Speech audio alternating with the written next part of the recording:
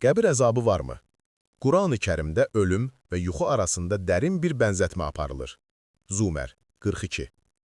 Allah ölənlərin canını ölüm anında, ölməyənlərin canını isə yuxuda ikən alır. Ölümünə hökm verdiyini saxlayır, digərini isə müəyyən vaxta qədər buraxır. Ənam 60. Sizi gecə öldürən, yəni yuxuladan, gündüz etdiklərinizi bilən və müəyyən olunmuş vaxt tamam olsun deyə gündüz sizi dirildən odur. Bu ayələr insanın şuur vəziyyətini izah edən mühüm metaforadır.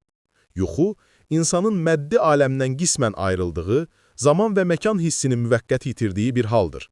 Ölüm isə bu vəziyyətin daha uzun müddətli və tam formasıdır. İnsan yatarkən zaman anlayışını itirir. Neçə saat yatdığını yalnız oyanandan sonra, xarici ölçü vasitəsilə, məsələn, saat və ya günəşin mövqeyi ilə müəyyən edə bilər. Ölüm də eyni prinsipə əsaslanır. İnsan öldükdə zaman onun şuurunda dayanır.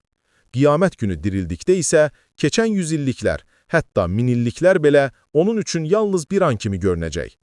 Bu fikir Qurandakı bir sıra ayələrlə dəstəklənir. Yunus 45. Sanki gündüzün yalnız bir saatını qalmışlar kimi bir-birlərini tanıyacaqlar. Tahə 103. Onlar öz aralarında deyəcəklər.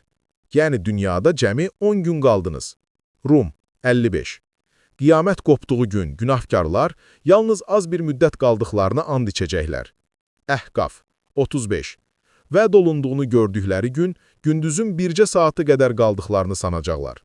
Naziat 46. Qiyaməti gördükləri an yalnız bir axşam çağı və ya bir gündüz qədər yaşadıqlarını güman edəcəklər. Bu ayələrdən göründüyü kimi, insan üçün yer üzündə keçirdiyi ömür belə, ölüm və dirilmə qarşısında bir an kimi görünür.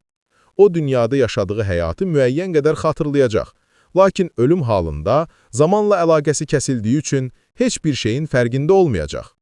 Beləliklə, ölüm halı ilə qiyamət arasında subyektiv zaman fərqi yoxdur. İnsan üçün ölüm anı ilə dirilmə anı arasında olan müddət, şuur baxımından ani bir yuxu kimidir. Bu yanaşma, ilahi ədalət prinsipinə də tam uyğundur. Əgər bir insan 1000 il əvvəl ölüb, digəri isə bir neçə il əvvəl dünyasını dəyişibsə, onların qəbir əzabı baxımından fərqli müddətlər keçirməsi ədalətsizlik olardı. Halbuki Quranda hər kəsin eyni anda diriləcəyi açıq şəkildə bildirilir. Yasin 51. Sür üfürüləcək və onlar qəbirdən Rəblərinə tərəf tələsərək çıxacaqlar. Nəticə etibarilə, qəbir əzabı anlayışı Quranda açıq şəkildə təsdiqlənmir. Əksinə, ayələrin məntiqi göstərir ki, ölüm ilə dirilmə arasındakı dövr zamanın dayandığı, insan şuurunun yuxu kimi dondurulduğu bir mərhələdir. İnsan yalnız qiyamət günü oyanacaq və hətta keçmiş həyatını belə bir an kimi hatırlayacaq.